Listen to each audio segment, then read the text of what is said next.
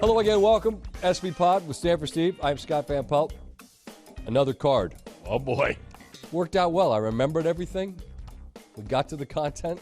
Okay. Didn't do a great job on the social space last week. No? I got to tweet stuff out. You know how to tweet. I know, but then I had the links, and then I'm always afraid it's going to be one of those Stephen A. Smith links where it's like, check this out. And it's just letters. It doesn't go anywhere. You got to trust the process. All right. All right. I'm tweeting it out this week, folks.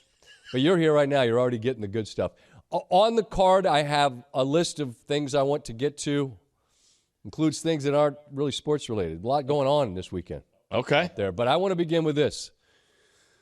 Dating myself here. There used to be a game called the Newlywed Game. Oh. Back in the day. Your man Bob Eubanks.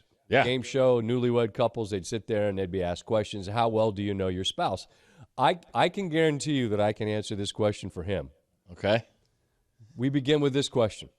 Of all that was going on this weekend, busy buffet of sports, your favorite, most compelling moment of the sports weekend was, wait, do I have it written down? I got it written down. Go ahead. Kentucky Derby. Derby. Bang.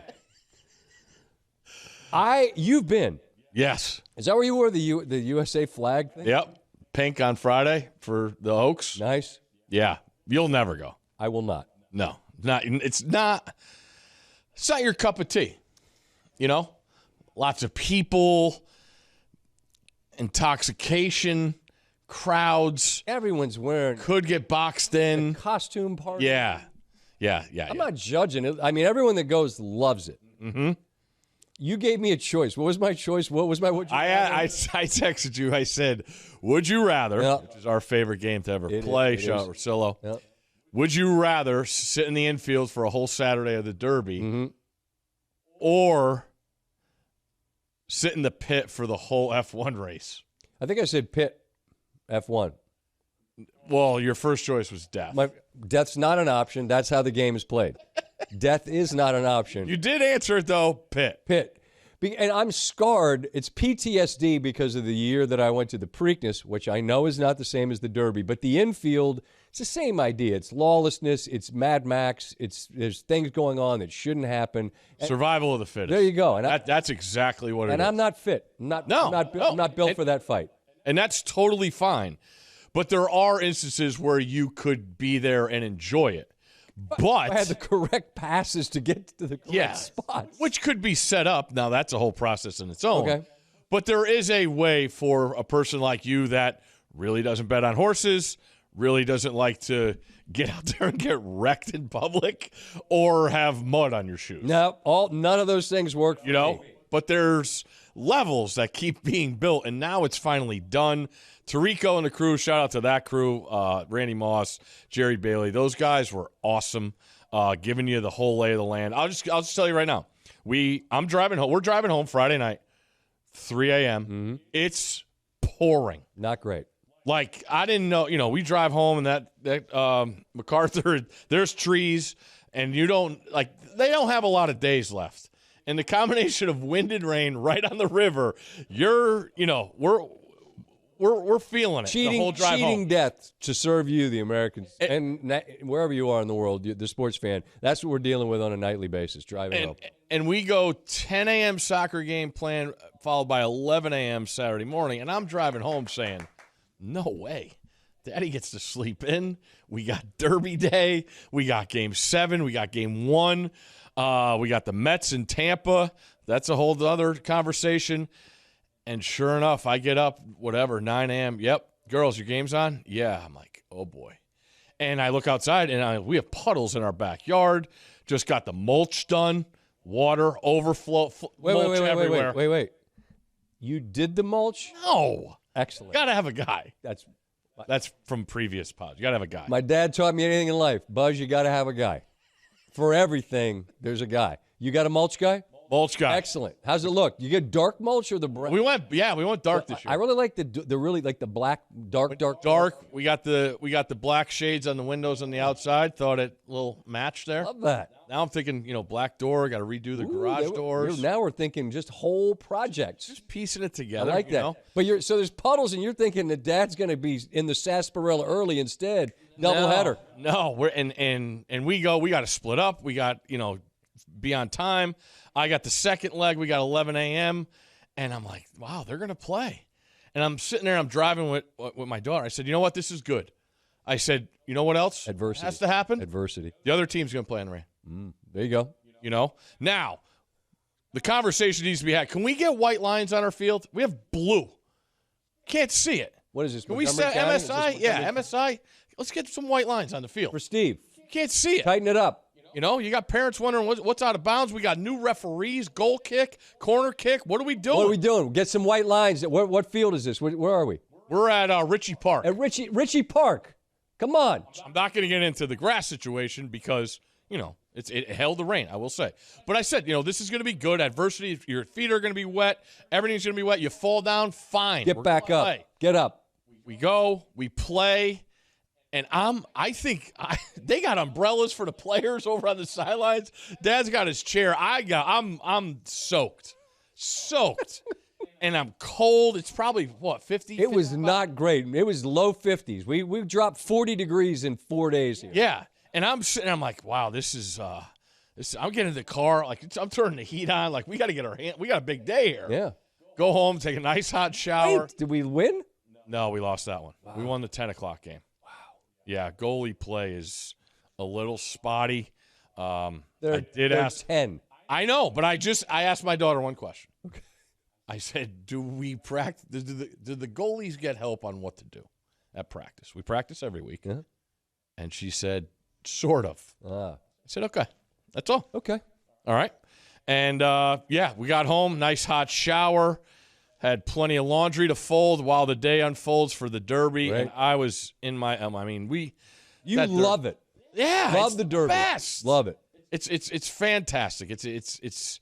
I have always said the first Saturday in May is one of the best Saturdays of the year. It got off to a little adversity, as you said, but we got there. Unbelievable day. Game 7 that night. Ant doing his thing. We'll get to that. I need to know about Kenny McPeak. Oh, he's on a heater. Him? Huh? Yeah. Oaks and Derby? First since 54, I think. Really? Think about that. I mean, I am not even close to being in the horse no. But just knowing and following it and seeing him get ready for the Oaks, I'm like, look at this guy. He's got collar open, ready to go. Pouring rain Friday for the Oaks. He wins. You suggested on the text thread it looks a little bit like modern-day Cal Ripken. Big, bald guy. Yeah, Cal's doing a lot better. He's all right. McPeak's doing pretty good right now himself. He sure is. And I said Friday, I want to party with Ken McPeak. Now we go to Saturday. That list is tougher to crack. And Mystic Dan was one of the ones I looked at. I had him in there because of the weather circumstances. Now they did that whole grounds crew. You talk weather, you love weather. I'm fascinated with the grounds crews at these places. Like it's muddy Friday, Saturday, perfect conditions. You think because of so much rain, it would be mutter. No mutters? No mutters. But Mystic Dan was a mutter and overcame that. Now he's a mutter. What? Yeah. Now he's coming to be more. That was a great race. Oh. I don't know a lot about the sport.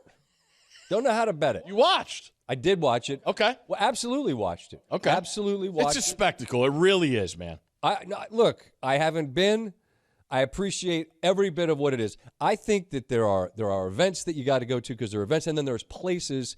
I think Augusta National is a place that you just, if you've never been, you have a sense of it. Mm-hmm. I've never been to Churchill Downs, but especially with the renovations of what they did, you see it. Our guy Marty Smith went up in the spires, and you're like, you just know. Wimbledon, same kind of deal. There's certain places that you have a reverence for them, whether you've seen it or not. And then 7 Eastern. Let's saddle up, load them up, and let's go. And yeah. I watched, and I mean, at the end, it's 1, 2, 3, and they haven't had a finish like that apparently in like 50 years. No, where there have been three at the photo finish, and you're just trying to sort out who it is. Yep. And then there's a little bit of question about the path that the two had. A little bumping. Little bumping. Rubbin's racing. Rubbin's racing, right. But, so you said you looked at it. Did you have a taste in any of the? Oh, yeah. We had Mystic Dan, and we had the Exacta. It was great. So you cashed? Perfect. Yeah. Nice. Cash. Wife hit the Exacta in the Oaks, and Dad came over and won on the Derby. Hit about, I'd say we got home. We picked up at race 5 or 6. We hit about 4 races. It was good ones. So you're just in the house on the rainy Good payouts all day. Firing. Yeah, Love firing away. Do you know what you need to win an Exacta? No. Let me be clear about something. All right? Your boy is unafraid. Mm-hmm. All right? You want to play spades for money? Let's go. Dice games? Sure. Blackjack, as we know, I'm safe. When it comes to sports gambling, unfortunately, I'm fairly well-versed on any and all of it. This is where I admit to you what I told the text thread. Everybody's excited. I don't know what you do. I don't know. And maybe this is terrible. Maybe people are going to think less of me because I don't understand the process of what do you say to the person to go, I want an Exacta.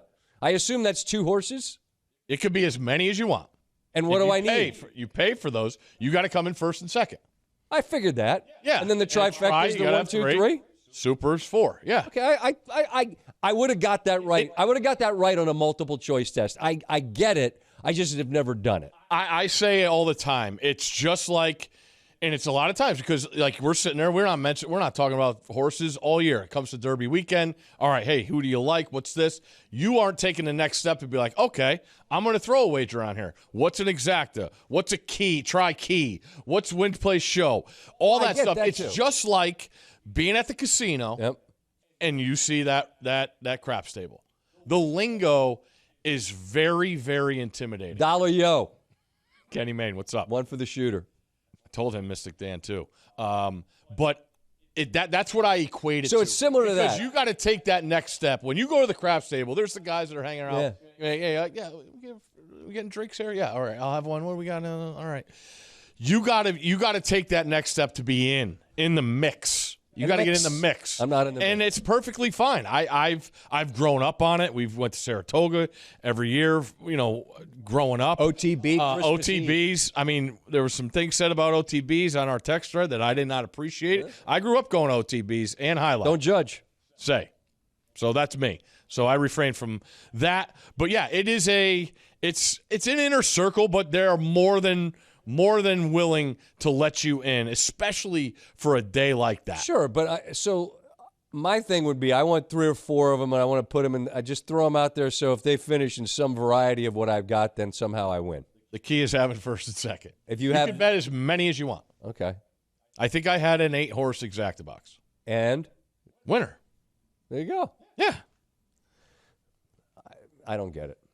I don't get it. It's fine. But then again, I played blackjack with a guy who stood on 5 ace. Had a soft 16. Safe. So you don't always have to know the rules. No. To just step up and fire. There you go. Okay. You didn't bet when you went to the Preakness? You had to give somebody money and be like, hey. Sure, but I just took to whoever. Give me a win. To win. Yeah, I got you. That's simple. Yeah. I get it. Give me Mystic Dan to win. Yep. What did Mystic Dan pay? Nice. Oh, God, about 30, 40 bucks. Really? Yeah. So you're not betting a $2 to win. That's, No. Exacta was $2.58, I think. All right. That was a good comeback. The most compelling event of the weekend. What do you think I think it was? I won our newlywed. Game 7, Bruins, Leafs. Look at us. Without question, in my mind, because it had everything that I love about sports. The thing that makes what we get to do on SportsCenter the most fun, and it's a long list, but you get a chance to talk to men and women, sweat still on their shoulders, still in uniform, after they step out of the arena. You guys know how I feel about the man in the arena. All that comes with that, my appreciation for what people put on the line. That game had everything, and the longer it went, Steve, with no one scoring, the tension, the agonizing tension only multiplies. And from my seat, and I got no skin in the game, I'm thinking, this isn't about who wins, man. It's who loses. Yeah. Because who loses has to add another page to. In the case of the Leafs, they can't win Game 7s. Forget the Cup. It's been forever for that. That's a franchise in a city. There, you see that what's it called? That group out there, that's that mosh pit in Toronto. Toronto Square or whatever. Those people are like they're living it, man. And then every spring they're dying it early. Last year they won a series. They're not in it to win a series. No, come on. They want to win a cup, and they can't win a Game 7. And you're Boston. Nobody's ever blown back-to-back 3-1 leads. They were the best team in hockey last year. Up 3-1 on Florida. They're supposed to win it. Marchand's got a breakaway. They don't. Lose in overtime. Lose Game 6 on the road. Lose Game 7 at home. Holy shit. What happened to us? All year, you can do nothing about it. Just like Toronto. You can't do anything to deal with your shortcomings until you get to this stage. And now here you are, and you're looking at them again. And now it's Game 7. And if you lose and you're Boston, they probably got to fire Montgomery. Like, just because you just can't live with that again. And that guy's been nothing but great. And I don't know the first thing about hockey coaching. Like, when they call timeouts, like, what play do you draw up? Hey, let's run the one where you get a little one-timer. What do you run? Like, you're not running a picket fence. I don't even know. I don't get it. I think hockey guys are about the room. And I don't know anything about his approach other than he just seems like a stoic hockey guy who's meat and potatoes, doesn't get too high, doesn't get too low, has had every reason to be high. They've been great. But now, like, the tension had to be excruciating. We can't do this again. We cannot lose this game. And it's scoreless. And I'm like, I hope it's a real goal. Yeah. And it almost wasn't. Oh, God. That would have been the worst loss I've ever seen. Buckner, World Series. This would have ended their season on a shot with like a second left off a skate and an own goal, and it almost happened. Swayman somehow, I don't know if it was the blocker, the stick, somehow. His eyes. Well, he stayed. See that, man. He did what he had to do. And then, I believe it was Brandon Carlo. If he makes that pass 1,000 times down the ice, how many times does it bounce off that far board? The exact right pace. I get it. You watch him do it a lot. You watch him do it a lot. But I watched it. I must have watched it 20 times in a row. Like, Pasta runs a wheel route. He just gets ahead of steam, goes full go, goes down the boards, beats Marner, and it comes off right to him. And then to quote Biz Nasty, forehand, backhand, me. He was all in on the Leafs. Yep. And I watched it, and I watched the crowd, and I listened to the crowd, and the release of emotion, Steve, from that building. They might get beat by Florida again because they have to go against the Panthers, who knocked them out last year. But you know what they get? They don't get one game. They get 4 minimum. Yep. Maybe 5, maybe 6, maybe 7. But to go out there again would have been an unacceptable ending. It didn't happen like that. Toronto's got to live with it, figure out what they're going to do. No clue. But that, to me, was everything that makes sports just undeniable. A bunch of things here. First off, Boston fans, I finally saw it.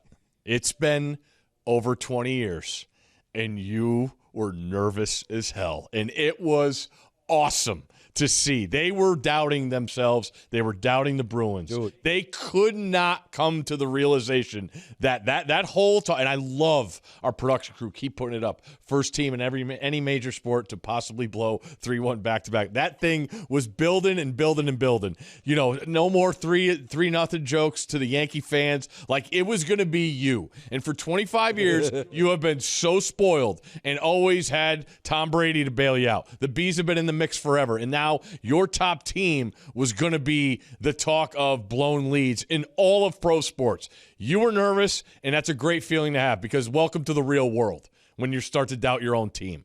Anyway, shout out to Samsonov. That guy, for what he did, the goalie for the Maple Leafs, and finding out at lunchtime that he's going to be starting in the biggest Game 7 in the team's history, trying to get them over the hump. 60 scoreless minutes. Like, come on, man. I mean, he was especially in the first half, the first period, because you saw Boston, not what Ray Ferraro talked about in Game 6, where he said many times in that first period, they look nervous. They're tight. And then Monty to walk out of Game 6, the locker room, and go to the press conference and say, I need more out of Pasta. And look who responds. He told the story that morning. He said Pasta showed up, and they knew he would deliver, and he did. It's full circle stuff. But yeah, I think you and I agree. We always think about the losers. I've never been to Toronto. I can only imagine, like, what is it? 7 straight Game 7s. Mm-hmm. I think it's even older than me.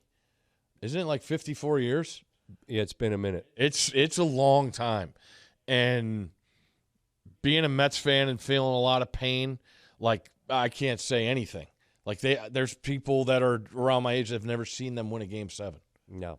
Like, that's what made that's it. excruciating. That's what made it an undeniable series because of the stakes, right? You can't fake that. You can't fake the desperation of it. And unreal. And Matthews comes back for that game as well. Like, whatever it was that kept him out of a couple, he was out there, the most goals scored this year in the NHL, and he came back, gave it a go. Obviously, they didn't score any. Go ahead. And just shout out to our crew that does that Game 7. McDonough down there, Ferraro, Emily Kaplan doing it, Levy and the guys in the studio, our guy McQuaid in charge. Like, it was as good as it could get. McDonough is freaking incredible. I watched. Incredible. Like, that man, I believe he was 31 years old and he was calling World Series games. Yeah. And to see him do this, and I'm sure he'll be at PGA, right? Or no, he'll be. Oh yeah. Oh, he's probably got the cup. Well, I think he's there for a bit of it. Cup this year. Or no, maybe. Anyway, you saw him at Augusta. He's doing golf. He's doing he's a legendary. He's a legendary Mikesman. And just phenomenal job. He mentioned, everybody saw the clip where he says it feels like it's going to be a bounce, something, and then boom. But the one thing that, going back and listening and watching hockey guys break it down, that split second where Samsonov freezes that's it. And he knows it. And he knows it. He does whatever he can. And then last night, Eichel can't get the flip. And then Pasta does that. Like, that is as dirty a move. And we say it all the time. Okay, that play is incredible. Yep. The man's going as fast as he can. On skates. And he's ice skating. NHL 94 move. The real ones know. Forehand, backhand, whoop. Little backhand on flip. Skates. Yep. On a frozen pond. Pretty good. It's unreal. Pretty compelling. Doesn't get much better. But it was a weekend that was full of it. There's the Derby, which you love. There's the tension of the Game 7. I believe somewhere in the midst of this, I just sent out a tweet. There's a lot to keep track of at the moment, because as that's going on, an hour earlier on Saturday night, Minnesota-Denver play Game 1. Mm-hmm. A week ago, we talked Ant. We talked about him and what he's done at 22 and all the rest. That first quarter, they come out early and jump Denver. And we know that you refuse, and you're smart, to sort of watch games while consuming social media, because in the first 12 minutes of the game, everyone on social media just proclaimed the series was over. Over. Well, then by halftime, Denver had the lead. But then by the end of the Game 1, Minnesota had won that game. I ask this. They're up 1-0. As we talk on Monday, Game 2 will be played tonight. So when this comes out, we'll know we'll have a second result. Do you think that any reaction is reasonable to that 1-0 series lead? In other words, what I mean by this is this. Does that tell you Minnesota's going to win this series? Does that tell you Minnesota can win this series, or is it more just like Minnesota won a game, we'll see what happens tonight? No, I think it tells me they are good enough to win an NBA championship. I agree. But you got to beat this team. And I'm telling you right now, the next round ain't going to be easy either. These 4 teams in the West are legit, and everybody has their own way about going things and doing things. But, like, I woke up this morning, I saw the odds. I wanted Denver at plus money. I bet Denver to win this series.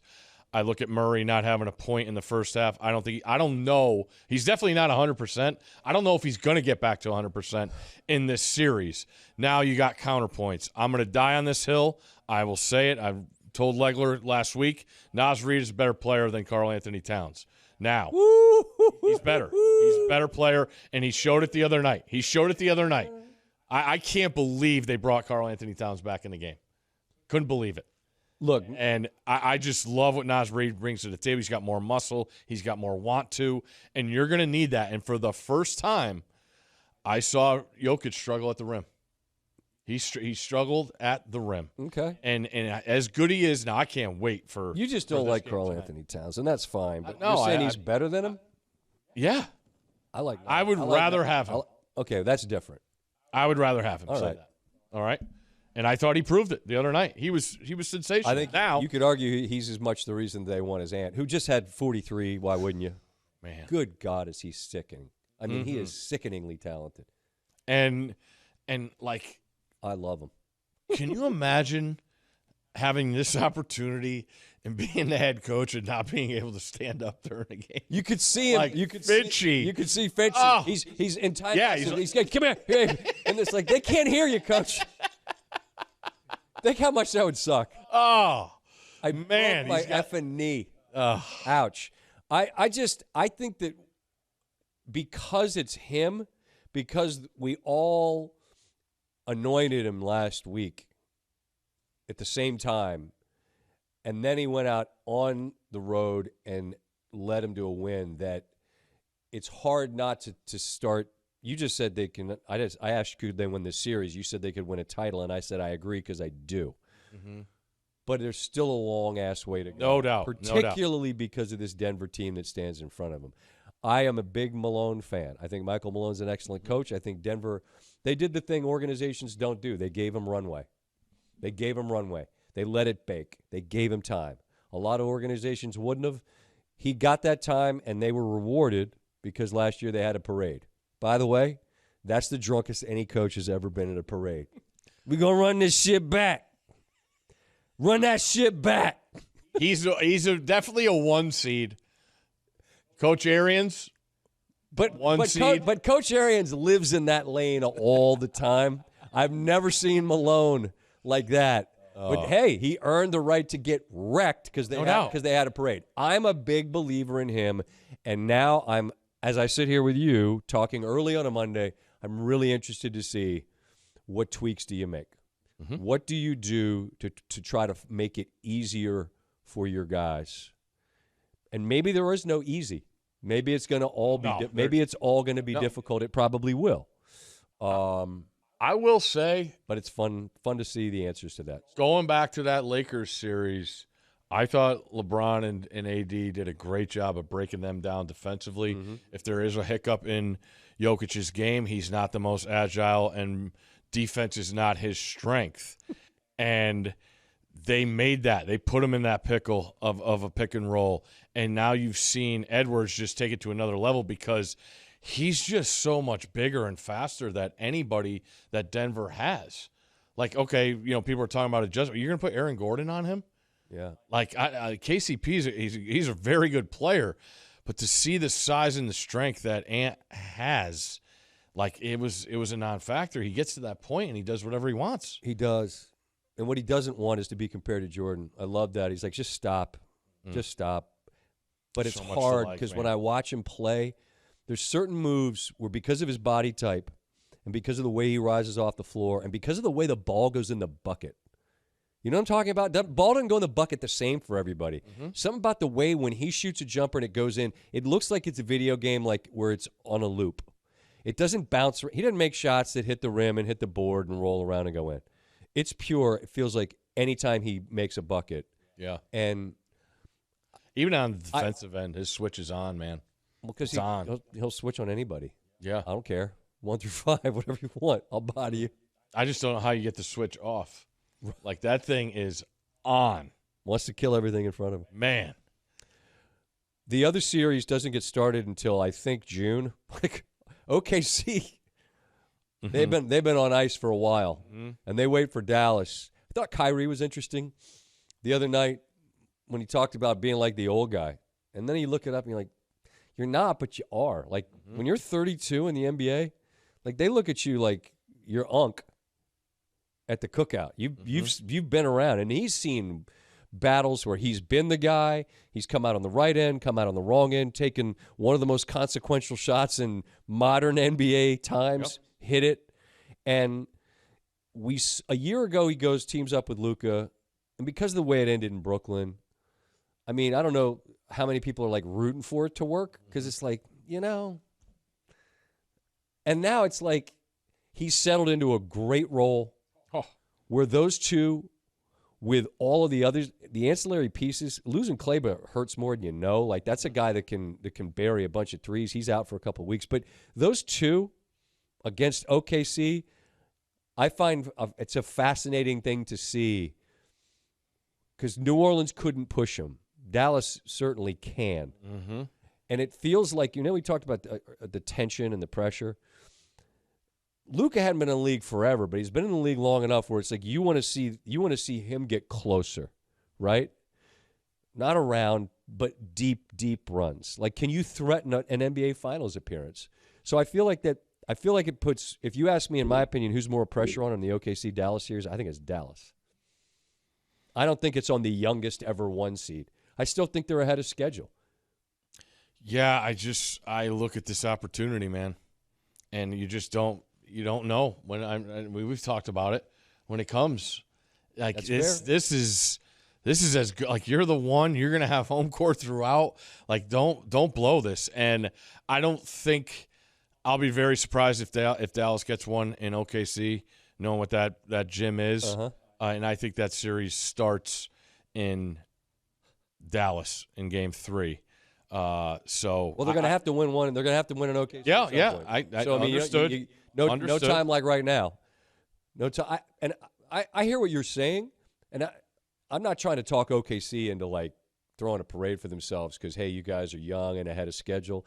Because the Thunder fans can look back to when it was Westbrook and Harden and Durant, and they were kids and they made the final, and you go, man, they're going to be here forever. Only they never got back. Never.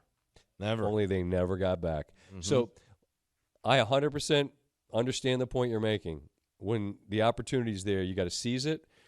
I think if there's a more desperate side, and I'm not saying Luka's desperate, but I think there's more pressure when you've been the guy that's clearly one of the very best players in the league, and you're like, all right, when are you gonna make a run, mm-hmm. like a finals run?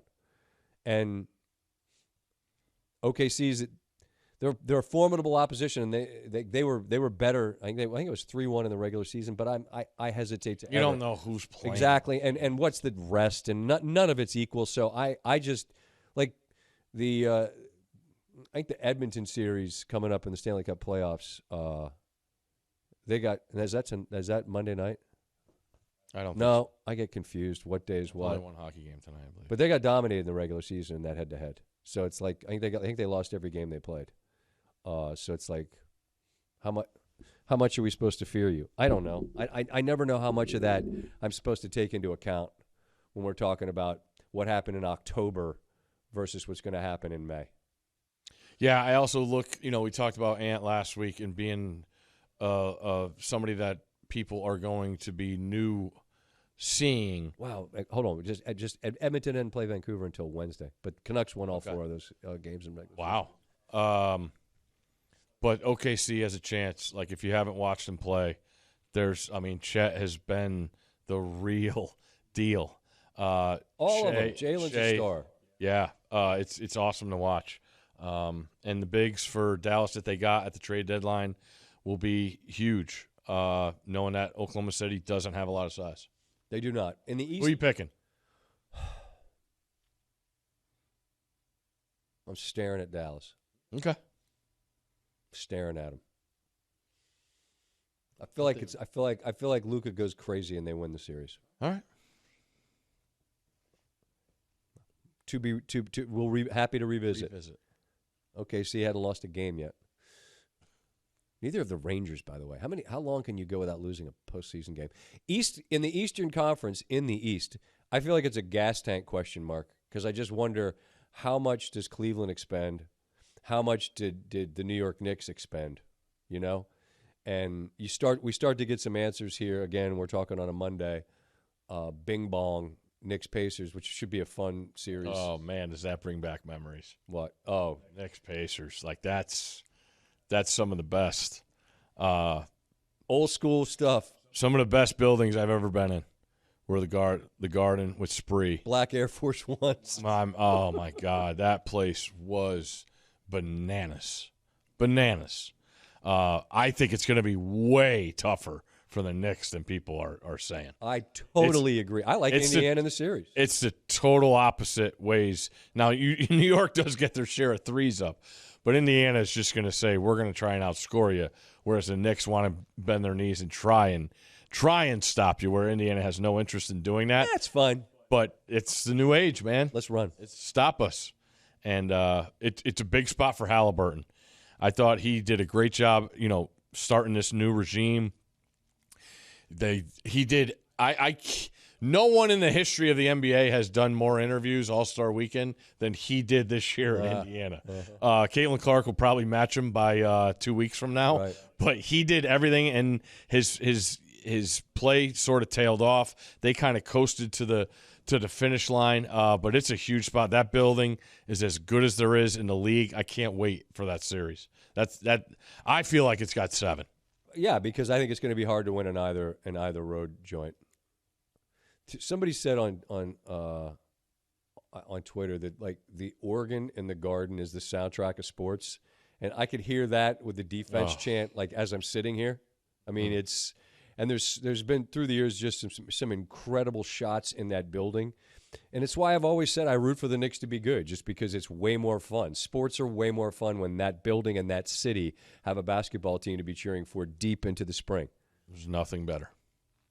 I mean, having the Exacta, that's probably better. No, not that building. That building's nuts. I have several other things written down on the card that have nothing to do with sports. I'll be honest, I didn't spend 3 hours of my life watching Tom Brady get heckled on Netflix.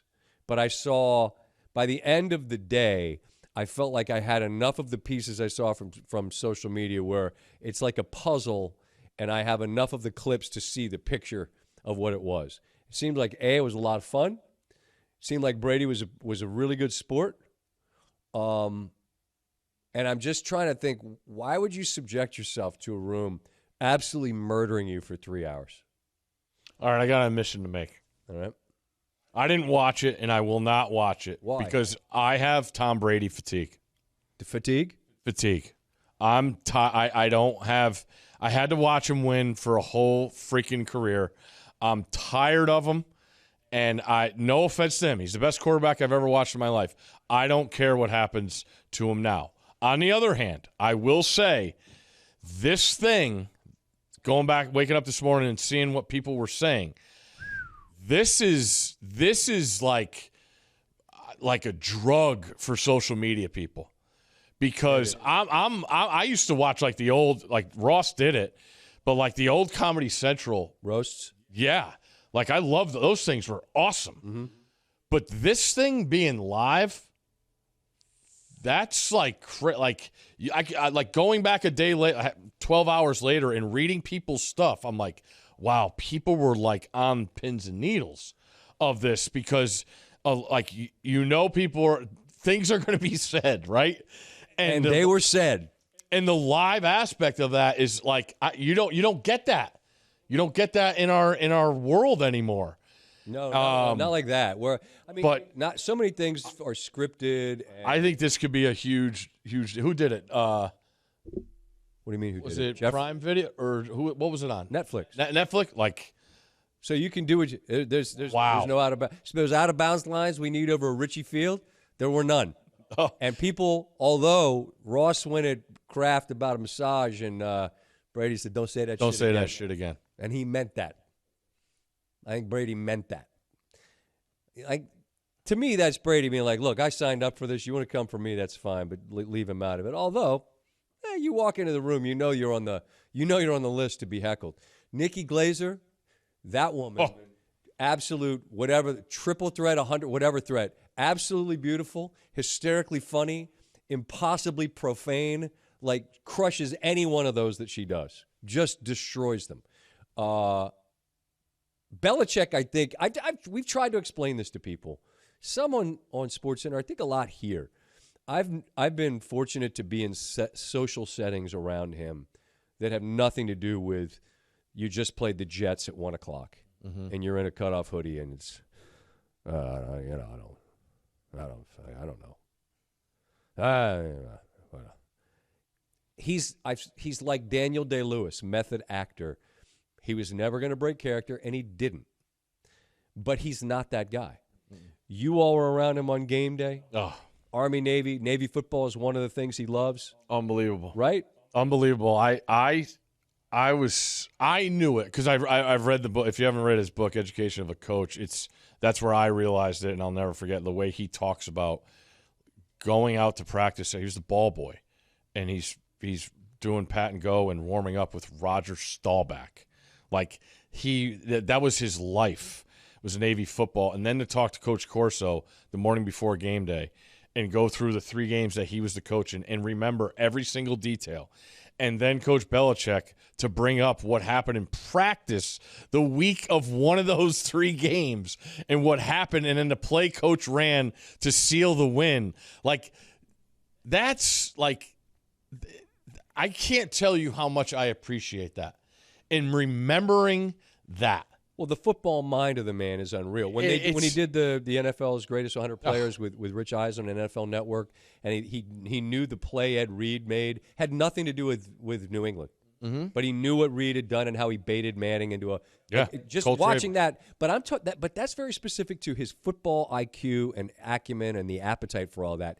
Who he is in a different setting, he's got a sense of humor. Can be bitingly funny. This is an important one. He can be the butt of the joke. If you don't have a sense of humor about yourself, to me, that's always a huge red flag. When you can't make fun of yourself and no one else is allowed to either, to me, that's just a sign that you're small and you're weak, because that's the way I see it. Belichick had to sit there and take it. Dudes were hammering him in this roast, and I saw Cowherd said on his show he felt like Belichick was a huge winner. I totally agree, but it doesn't surprise me, again, because I have been lucky to be in rooms where there are no cameras and it's not for consumption outside the walls, and you see a different version of the guy. And I think you're going to see it on Pat's show. No doubt. He was great with them on the draft. He'll be great with them in the fall in whatever role that is. Manning cast, it'll be the same thing. That'll be like can't miss for the football junkies just to see it. I would be willing to bet too. He'll watch probably Sunday Night Football live, but like I could just see him not watching a game on TV and just going right to the All 22. Sure, like that's how in depth he's going to be, because again, it's all he knows. Yeah, that's it. He doesn't watch TV. He's not on social media. Like, it's just it was a reminder that exists. But he walked into that room where he knew that they were coming for him, and he took it. Brady did too. I mean, again, it was 3 hours. I would end up wanting to fight. Would you rather be the subject of the roast or sit in the infield of the Kentucky Derby for a whole day? Derby. Would you rather be subject of a roast or be at the Met Gala on the red carpet asking people, who are you wearing? I just saw some of that tonight. That's tonight, right? Met Gala. People that, what is it? What happens there? We've talked about this. I don't know. What are they doing in there? Who's talking? What is it? Do we just eat tapas? It's always my question. Is there a thing, or is it just these are the outfits? I don't understand what it is. We'll not be invited, so it's not a problem. But roast or the Met Gala asking, who are you wearing? Probably Met Gala. Really? Yeah. Would you wear a big-ass hat? It's got to be big for my head. I saw Ben Simmons was there. He had a big outfit on. Oh, was he? Someone said he's the first virtual player in the NBA. We did not. That's incredible. Just quoting somebody. Say again? We did not say that. We're just quoting. I'm quoting. Somebody. Wasn't me. Yeah. But he's got a fancy. It's out there. Fancy outfit at the gala. We'll close with this. Kendrick and Drake. I've aged out of this. But it's impossible to ignore it. Like, who's saying what about who? I don't have a comment so much as just that it's the people. It's like politics. If you're on this side, then nothing the other person says to you will ever make you say, that was a good point. I like that side. Because if you're a Drake stan, well, then Kendrick just made stuff up. And if you're a Kendrick stan, then Drake is whatever you want to say. But it took up a lot of bandwidth, didn't it?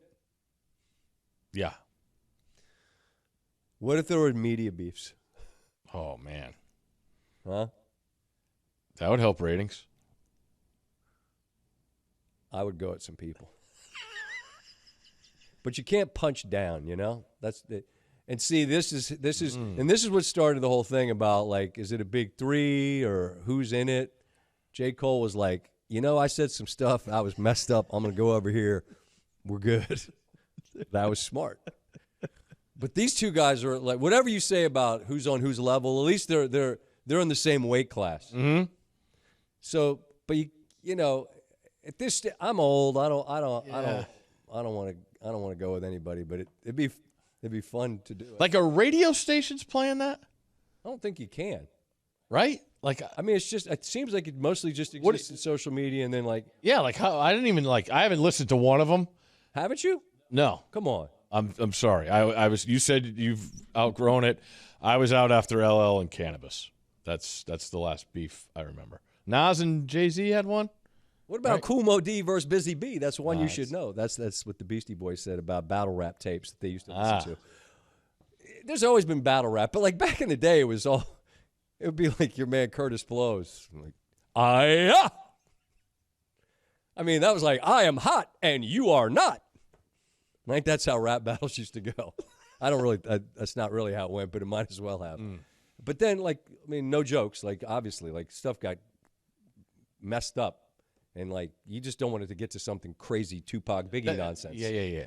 I mean, hopefully, cooler heads prevail. Yeah. This isn't something that becomes violent because real-life consequences came out of squabbles. They probably will not have a shot together like Belichick and Kraft had. I'm guessing that's not going to happen. No features are coming. No. Collabos. No, right. But media beefs. Think about it. Who should we beef with? Who should we put out a feud, a squabble with? I'm good. I want everybody to be good. Yeah, mostly. Well, everybody that you know and you think we're good with them. Right? Yeah. But the same things that fuel it, like ego, who's got more this or more that. But at some point, the bigger boat theory, if you're just good with the boat you're on the right. Embrace the journey. We're good, man. That's it. Your boat's bigger than mine. It's fine. My boat's good. I'm set.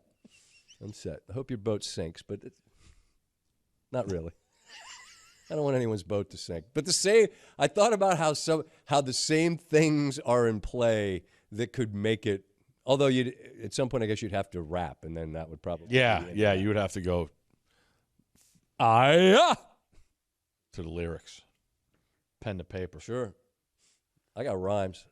Not really. I have one last thing. Remember what we said last week about ending the podcast? Yeah, I have a couple things. It's not over yet. Steve has a couple things. Shout out to Devin, who told me how to turn the closed caption off on TBS. Huge win. Thank you. That was all these games on TNT. Yep. It's very simple. Go into one on-demand shows, and then you go to the closed caption, turn it off. Then it goes to the live events. It's a reactionary deal. Okay. So thank you. I have a question for you. Okay. I don't even know how to. I haven't just ask the question. Are you a bar of soap guy, or do you use the liquid? Okay, I have a loofah and the stuff. Okay. Because it just feels like you get soapier. Okay. However, this was a cheat code. Anytime you're on a trip, particularly for a long one, like when we go to Louisville next week. Yeah, we're coming, by the way. That'll probably be. It will not be a Monday taping. Not sure exactly when it's coming. Gordo double hammer We'll get it to you. We owe you one. And that we're not positive the date. Look for it Tuesday, maybe Wednesday. So later than Mondays. We're going to try to make Mondays the date for this. Next week's later. But next week when I go, put a bar of soap in, because when you go to the hotel, they have it's like the size of a scallop. Yeah. And we're bigger people. What am I supposed to do with this? You say scallop? A scallop. Scallop. Scallop. Come on. Scallop. You don't eat scallops. I like them. But like one of them's good, then three of them is kind of like it's like gummy bear consistency. So good. Only a few. Diminishing returns with that. My point is, I like a bar of soap. We used to go to the Open Championship. You'd better bring a bar, because whatever they got, you don't know what it is, and it's not going to get you clean. But you can't bring a big ass thing of no. So yeah, I like a bar of soap. What's the question? You mentioned cheat code. They're cheating. I'm a Dove bar soap guy for my whole life. Dove is the best. Get at him. Send him some product. But you're cheating, because there's no way in hell a bar of soap lasts the same amount as it did back in the day. They go way faster now. I think it's a cheat code. They're making us buy more. I think you're right, and I think that in the same vein, when I was a little kid, the fun-size candy bars were fun-sized. There's nothing fun about what they are now. Oh, God. Why'd you shrink the candy bars? The candy bars shrunk for sure, for even the big ones. Yeah. Like the big ones used to be, and granted, when you were little, how much of that was the fact that you were little and it seemed bigger? Part of it was that. Part of it's the fact that they're smaller. And I'm with you. Like a bar of soap, like it should last. Come on. How long? How many weeks you get out of a bar of soap now? Like a week? Come on. What are you? It's crazy. I shower twice a day. What kind of lathering are you? What kind of process are we doing? It's twice a day deal. Are you a wash rag or just bar soap in your hands? Bar soap. That's it. I'm with you. Yeah. Rag just gets sopping wet? Yeah. Like, what am I going to rub this in my ass? No. Yeah, exactly. I don't want to do that. What do you use? One of those a day? Yeah, what are we doing? Come on. If you're at a hotel and you got good housekeeping, for sure. You're saying you get a week out of a bar of Dove? Maybe a little more. Like, I don't know, but it's a lot less than what it used to be. Do you take the sliver that's gotten down to this and then mash it onto the new one, or do you view the old sliver as obsolete? No, it's like a how obsolete can you get it, and then you just leave it on the shower floor and see how long it takes to deteriorate. That's a fun game. Yeah. Did you ever in college, when you didn't have any bar soap, use like dish soap? Come on. It's not good. Oh. That's when you're like, I've had a lot of what am I doing with my life things, but when I'm using like Palmolive, I mean, soap's like 99 cents or whatever it was. It was way easy to steal at the 7-Eleven on Knox Road, where you could steal everything. I never did that. Did you put water in cereal? I would just eat it dry before I would put water on cereal. I still am a dry cereal guy. You know that. I know. Listen. We're on a big cereal kick, by the way, at the house. We had power rankings the other day. What? You know what are actually really good? And I'm the most not healthy guy in the world? Multi-grain Cheerios. Okay. They're excellent. They have a sweetness to them? Yeah. All right. They do. Better than grape nuts? Oh, God. Where are my grape nuts? The worst thing. Hold on, Dad. Here's some gravel. You could leave grape nuts in milk for a week, and they wouldn't soften up. That's so true. They wouldn't. They would never. I'm like, let's have some gravel. But if you put it in your yogurt, that's crazy. Put it in your yogurt. That's a win. Just break your teeth. So in review, we need a gross of the multigrain Cheerios to be sent to Steve. They're excellent. Shout out to Nerds, by the way. I tweeted some stuff out, and then we got a box of that. That was a problem. You ate the rope, didn't you? I did, and whatever the yellow bag of Nerds are. Clusters, yeah. No, not clusters. Coated clusters. Coated, yeah, that. Wow. Huh? And then also Steve needs some Dove, and he needs the reinforced Dove, the good Dove that lasts like it did when we were kids. Somebody do a test out there. I bet you, well, you can't go back. I mean, we need a time machine. We need a time machine to go back. And then also Steve needs a time machine. So there we go. Those are the requests for this week. Last week, Devin helped you out with the huge help. Now we just need a time machine and some soap from back in the 80s. And we got activities. Reach out. We're going to Louisville. Yeah, I don't know how, but I need to get to the Muhammad Ali Museum. I'm like dying. Someone take Steve. We'll Hope see they're you in the open fair. late, 'cause Monday. we're at the course all day. Monday, wandering the fair. Oh, yeah. Monday. And then Wednesday. Mondays with Max, I think we're going to call Monday with Max? I believe so. Okay. So we're looking forward to getting a little lay of the land with Max. Yeah. Wednesday, I'm out of pocket Tuesday. Got a little function to go to. Activities. Then Wednesday, back at it. So we'd love to see you. Come on out, Steve. We'll have Karate a in night the out. garage. Huh? Karate in the garage. Activities. Love it. Don't hate anything this week. I'm in a good headspace. Wow. But if I do, I'm going to make it part of the media beef. You're not giving up on this. I think there's legs there. Okay. And I do not want to be part of a roast. All right. That's the end of the podcast. I hope everyone has a lovely week. Louisville will be coming in hot. See you Monday out at Valhalla.